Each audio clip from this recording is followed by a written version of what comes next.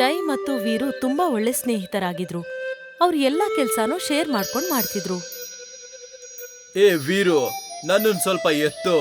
ಆ ಮಾವಿನಕಾಯಿನ ಜರಿಸ್ಬೇಕು ನಾನು. ಈಗ್ಲೇ ಬಂದೆ. ವೀರು ದಷ್ಟಪುಷ್ಟವಾಗಿದ್ದ, ಜೈ ಬುದ್ಧಿವಂತನಾಗಿದ್ದ. ಅವರಿಬ್ರು ಒಂದ್ ಸೇರಿದ್ರೆ ತುಂಬಾ ಶಕ್ತಿವಂತರಾಗಿರ್ತಾ ಇದ್ರು. ವೀರು ಡೈಲಿ ಎಕ್ಸರ್ಸೈಸ್ ಮಾಡ್ತಾ ಇದ್ದ. ಅಯ್ಯೋ, ಇನ್ನು ನಿನ್ನ ಕಸರತ್ತು ಮುಕ್ತಾಯವಾಗಿಲ್ವಾ? ಇನ್ ಸ್ವಲ್ಪ ಬಾಕಿ ಇದೆ. ಅಲ್ಲಿವರೆಗೂ ಅಂತೂ ಮಂದಿರದಲ್ಲಿ ಭೋಜನ ಖಾಲಿ ಆಗ್ಬಿಡುತ್ತೆ. ಏನು, ಮಂದಿರದಲ್ಲಿ ಭೋಜನವಿದೆಯಾ? ಹಾ, ಕೇಳ್ಪಟ್ಟೆ ಯಾವ್ದೋ ದೊಡ್ಡ ವ್ಯಕ್ತಿಯ ಆಸೆ ಈಡೇರಿದೆ. ಹಾಗಾಗಿ ಮಂದಿರದಲ್ಲಿ ಅವನು ತುಂಬಾ ಚೆನ್ನಾಗಿರುವ ಸ್ವೀಟ್ ಅನ್ನು ಮಾಡಿಸಿದಾನೆ. ಏನ್ ಹೇಳ್ತಾ ಇದ್ಯಾ? ಬೇಗ ನಡಿ. ಸ್ವೀಟ್ ಇರುತ್ತೆ ಅಂದ್ಮೇಲೆ ಅದನ್ನ ತಿಂದಿಲ್ಲ ಅಂದ್ರೆ ಯಾವತ್ತಾದ್ರೂ ಆಗುತ್ತಾ? ಅದೇ ಹೇಳ್ತಾ ಇರೋದು, ನಡಿ. ಇಬ್ರು ದೇವಸ್ಥಾನದಲ್ಲಿ ಊಟಕ್ಕೋಸ್ಕರ ಕೂತಿದ್ರು. ಅವ್ರು ಊಟ ಮಾಡ್ತಾ ಊಟದ ಸವಿಯನ್ನ ಸವಿತಾ ಇದ್ರು. ವೀರು ಶರೀರ ಹೇಗಿತ್ತೋ ಹಾಗೆ ಅವನು ಊಟ ಮಾಡ್ತಾ ಇದ್ದ. ನಂದಂತೂ ಆಗೋಯ್ತು. ಇಷ್ಟು ಬೇಗನಾ? ಹಾ, ನಾನಂತೂ ಈಗ ಶುರು ಮಾಡಿದೀನಿ.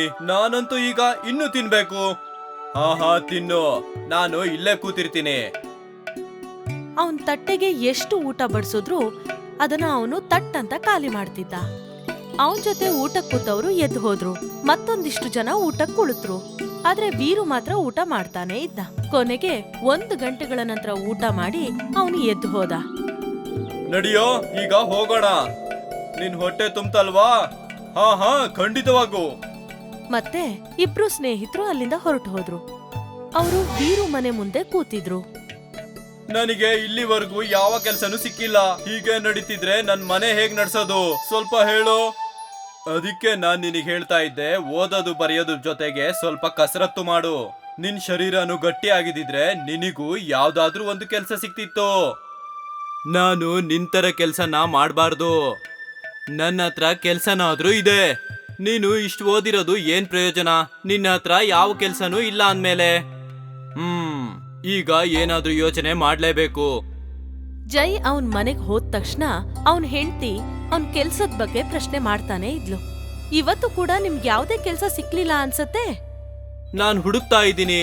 ನನಗೆ ನಂಬಿಕೆ ಇದೆ, ಏನಾದ್ರೂ ಸಿಗ್ಬೋದು. ಇದನ್ನ ನಾನು ಎಷ್ಟು ದಿನದಿಂದ ಕೇಳ್ತಾ ಇದ್ದೀನಿ.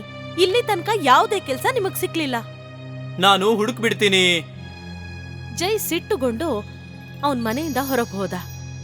ಮತ್ತೆ ವೀರುವಿನ ಹೆಂಡತಿ ಇಲ್ಲಿ ಜಗಳ ಮಾಡ್ತಾ ಇದ್ಲು. ಗೊತ್ತಿಲ್ಲ ನಿನ್ನನ್ನ ಯಾವ ಗಳಿಗೆಯಲ್ಲಿ ಕಟ್ಕೊಂಡೆ ಅಂತ. ಇಡೀ ದಿನ ನಾನು ಅಡ್ಗೆ ಮಾಡ್ತಾನೆ ಇರ್ತೀನಿ. ಅದ್ ಕೂಡ ನಿಮಗ್ ಕಡಿಮೆ ಆಗತ್ತೆ. ನಿಮ್ ಸಂಬಳಕ್ಕಿಂತ ಅಡುಗೆ ಮಾಡಿ ಹಾಕೋದೇ ಹೆಚ್ಚಾಗಿದೆ. ಅದ್ರಲ್ಲೂ ನಿಂದು ದಬ್ಬಾಳಿಕೆ. ಚಪಾತಿ ಮಾಡು, ಅದು ಮಾಡು, ಇದು ಮಾಡು ಅಂತ. ನಿನಗೆ ಏನ್ ಬೇಕು? ಇದನ್ನೇ. ನೀನ್ ಇನ್ನೂ ಜಾಸ್ತಿ ಸಂಪಾದನೆ ಮಾಡ್ಬೇಕು. ಇಲ್ಲ ಅಂದ್ರೆ ನೀನ್ ಕೇಳಿದ್ದನ್ನೆಲ್ಲ ಮಾಡ್ಕೊಡಕ್ ಆಗಲ್ಲ. ಸರಿ. ಇಬ್ರು ಗೆಳೆಯರು ಒಂದು ದೊಡ್ಡ ಮರದ ಕೆಳಗಡೆ ಕೂತ್ಕೊಂಡಿದ್ರು. ಏನಾಯ್ತು? ಏನಾಗ್ಬೇಕು? ಮತ್ತೆ ಹೆಂಡತಿಯ ಕಿರಿಕಿರಿ. ನನಗೂ ಅದೇ. ನನ್ನ ಹತ್ರ ಒಂದು ಉಪಾಯ ಇದೆ. ನಮ್ಮ ಊರಿನ ಗಿಡಮೂಲಿಕೆಗೆ ನಗರದಲ್ಲಿ ಒಳ್ಳೆಯ ಬೇಡಿಕೆ ಇದೆ. ನಾವ್ಯಾಕೆ ಈ ಗಿಡಮೂಲಿಕೆಯನ್ನ ನಗರದಲ್ಲಿ ಮಾರಬಾರ್ದು? ಹಾ ಯಾಕಿಲ್ಲ? ಸರಿ ನಡಿ, ನಾಳೆನೆ ಹೋಗೋಣ. ಸ್ವಲ್ಪ ದಿನವಾದ್ರೂ ತನ್ನ ಹೆಂಡತಿಯ ಬಾಯಿ ಮುಚ್ಚಿರ್ಬೋದು. ಏನಂತೀಯಾ? ಖಂಡಿತವಾಗಿಯೂ. ಮರುದಿನ ಬೆಳಗ್ಗೆ ಜೈ ಮತ್ತು ವೀರು ಇಬ್ರು ಗಿಡಮೂಲಿಕೆಗಳ ಬುಟ್ಟಿ ಹಿಡ್ಕೊಂಡು ನಡ್ಕೊಂಡು ಹೋಗ್ತಾ ಇದ್ರು. ಸಿಟಿ ತುಂಬಾ ದೂರ ಇತ್ತು. ಹಾಗೋ ಹೀಗೋ 12 ಗಂಟೆಗೆ ಅವರು ಸಿಟಿ ತಲುಪಿದ್ರು.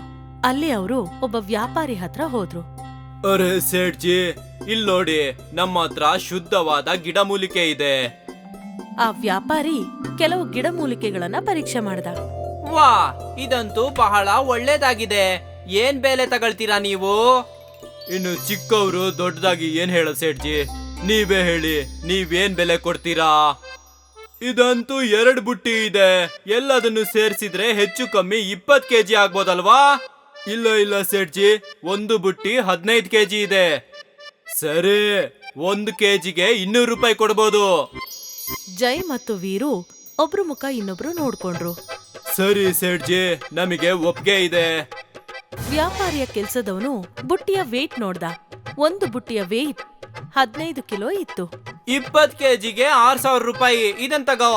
ಧನ್ಯವಾದಗಳು ಸೇಠ್ಜಿ, ಬಹಳ ಧನ್ಯವಾದಗಳು. 6000 ರೂಪಾಯಿನ ದುಡ್ದು ಇಬ್ರು ತುಂಬಾ ಖುಷಿ ಆದ್ರು. ರಸ್ತೆಯಲ್ಲಿ ಇಬ್ರು ಮಾತಾಡ್ಕೊಂಡು ಹೋಗ್ತಿದ್ರು. ಈ ವ್ಯಾಪಾರ ಅಂತೂ ಬಹಳ ಒಳ್ಳೇದು. 2000 ಗಿಡ ಮೂಲಿಕೆಗೆ ನಮಗೆ 6000 ಸಿಕ್ತು. ಅಂದ್ರೆ 4000 ರೂಪಾಯಿ ಲಾಭ. ಹಾ ಹೌದು, 2000 ರೂಪಾಯಿ ನಂದು, 2000 ರೂಪಾಯಿ ನಿಂಗೆ ತಗೋ. ಇನ್ನು ಉಳಿದಿರುವ 2000ದಿಂದ ನಾವು ಮುಂದಿನ ಬಾರಿ ಗಿಡ ಮೂಲಿಕೆಯನ್ನ ಖರೀದಿ ಮಾಡೋಣ. ಹಾ ಹಾ ಖಂಡಿತವಾಗಿಯೂ. ಅವರಿಬ್ರು ಕಾಡಿನ ರಸ್ತೆಯಿಂದ ಊರಿಗೆ ತಲುಪ್ತಾ ಇದ್ರು. ಅವರಿಬ್ರಿಗೆ ದಾರಿ ತಪ್ಪಿಬಿಡ್ತು. ಅಷ್ಟೊತ್ತಿಗೆ ಸಂಜೆ ಆಗ್ಬಿಟ್ಟಿತ್ತು. ನನಗನ್ಸುತ್ತೆ ನಾವು ದಾರಿ ತಪ್ಪಿದೀವಿ ಅಂತ.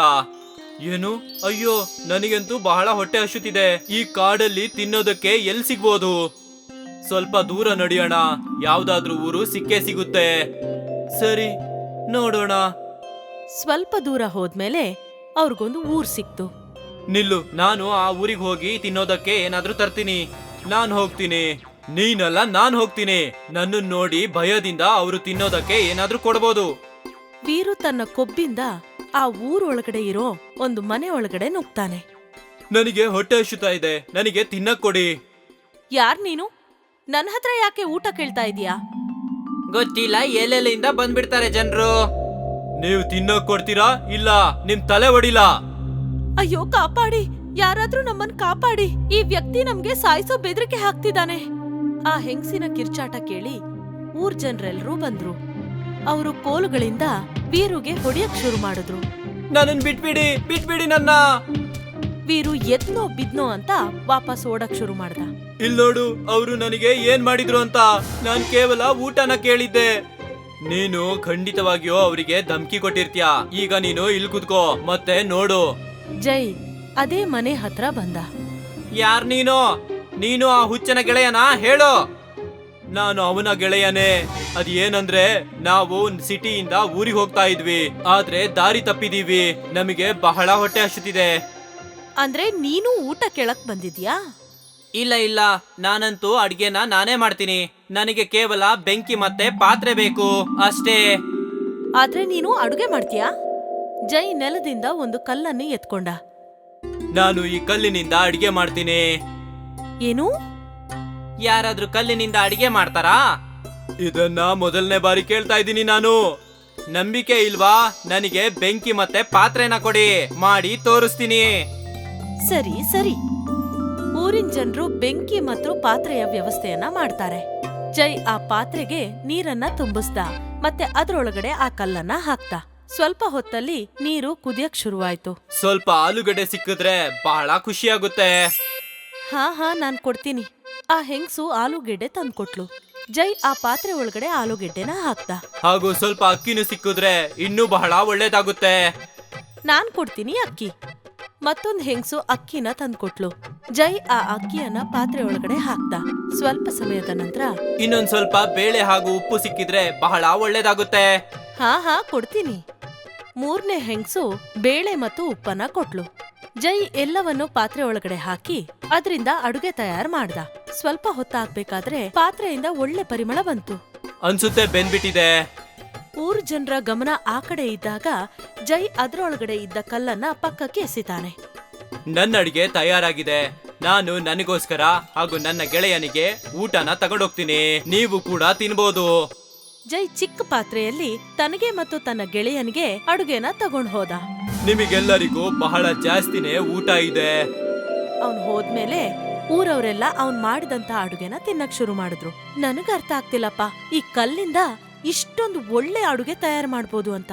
ಹಾ, ಈ ವ್ಯಕ್ತಿ ಮ್ಯಾಜಿಕೇ ಮಾಡ್ಬಿಟ್ಟ. ಊರವರೆಲ್ಲ ಯೋಚನೆ ಮಾಡಕ್ ಶುರು ಮಾಡಿದ್ರು. ಆದ್ರೆ ಜೈ ತುಂಬಾ ಖುಷಿಯಾಗಿದ್ದ. ಅವನು ತನ್ನ ಗೆಳೆಯನ ಹತ್ರ ತಲುಪ್ದ. ನೋಡ್ದ್ಯಾ ನನ್ನ ಬುದ್ಧಿವಂತಿಕೆಯ ಕೆಲಸ? ಹಾ ನನಗೆ ಇದು ತಿಳಿತು. ಶಕ್ತಿಗಿಂತ ಯುಕ್ತಿ ಮೇಲು ಅಂತ. ಈಗ ನನಗೆ ಬೇಗ ಊಟ ಕೊಡು. ನನಗೆ ಹೊಟ್ಟೆ ಹಸುತ್ತಿದೆ. ಈ ಹೊಟ್ಟೆ ಹಸುವನ್ನ ತಡ್ಕೊಳಕ್ಕಾಗೋದಿಲ್ಲ ನನಗೆ. ಹಾ ನನಗ್ ಗೊತ್ತಿದೆ, ತಗ ತಿನ್ನು. ಜೈ ಮತ್ತು ವೀರು ಸೇರಿ ಹೊಟ್ಟೆ ತುಂಬಾ ಊಟ ಮಾಡಿದ್ರು. ಹಾಗೆ ಜೈ ಸಾಬೀತ್ ಮಾಡ್ದ, ಯಾವುದೇ ಕಷ್ಟ ಬಂದ್ರೂನು ನಾವು ಬುದ್ಧಿ ಉಪಯೋಗಿಸ್ಕೊಂಡ್ರೆ ಆ ಕಷ್ಟ ನಮ್ಮಿಂದ ದೂರ ಹೋಗುತ್ತೆ ಅಂತ.